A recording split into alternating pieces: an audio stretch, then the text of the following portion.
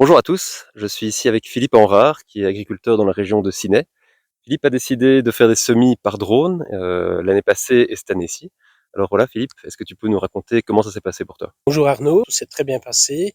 Donc ici, il faut déjà savoir, on est sur une exploitation, on a mis de l'agriculture de conservation.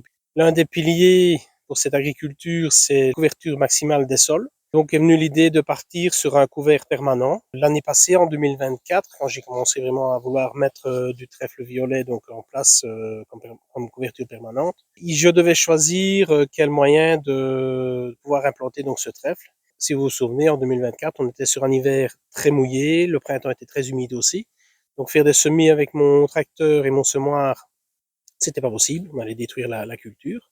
Faire des semis avec mon semoir à centrifuge, pareil, on allait détruire beaucoup de choses en piétinant toute la culture. Le semis au quat pouvait être réalisé aussi, mais le problème, je trouve que le quat est moins précis. D'où est venue l'idée donc de demander à Arnaud de venir semer avec son drone du trèfle violet au printemps.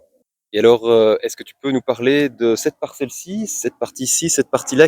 Donc ici, on est sur une terre de froment-en-pois où on a semé 9 kilos de trèfle violet. On l'a récolté dernièrement, donc on peut déjà remarquer que le trèfle est en train de redémarrer, de pousser. Donc l'objectif, donc, c'est de pouvoir avoir une coupe intermédiaire de trèfle pour pouvoir nourrir mon bétail. Alors ici derrière, c'est une autre idée, c'est-à-dire qu'à un moment donné, la PAC nous demandait de mettre des pourcentages non productifs. Moi, j'avais décidé de laisser des céréales pour des oiseaux. Donc on peut déjà voir, mais ici on est dans un stade déjà avancé, on peut voir que le trèfle a vraiment pris la place avec le froment-pois, quoi. Donc ici, voilà, moi c'était au départ, c'est vraiment pour être en ordre avec la PAC. La deuxième chose, c'était aussi pour amener beaucoup de biodiversité. D'ailleurs, on peut voir, il y a beaucoup de papillons. C'est une réserve d'auxiliaires.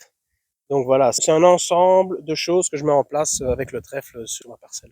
Et alors, aussi, chose fort importante, pourquoi avoir mis un couvert permanent? Ben, l'idée de départ était de pouvoir diminuer l'utilisation d'herbicides. J'ai diminué certainement de moitié mes herbicides, étant donné que le trèfle a pris la place des adventices. Et la seule chose qu'on peut faire, donc, c'est de calmer le trèfle pour pas qu'il dépasse la culture.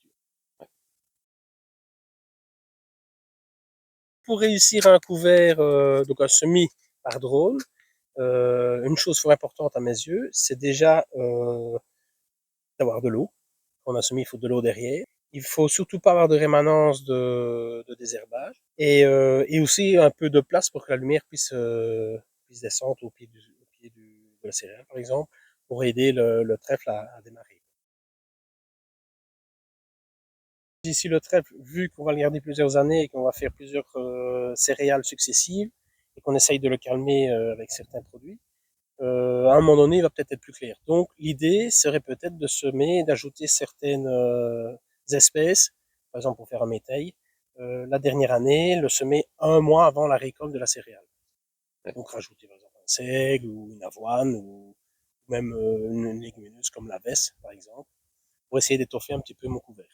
Ça peut se faire. Ou alors, par exemple, dans des maïs. Si on a par exemple un maïs sur maïs, peut-être réfléchir à faire un semis de veste velue ou alors de seigle forestier dans le maïs avant la récolte. Ouais. Mais là, pareil, il faut bien regarder à ne pas être trop près du désherbage, vu qu'il y a une petite rémanence, et pour être sûr d'avoir un bon résultat.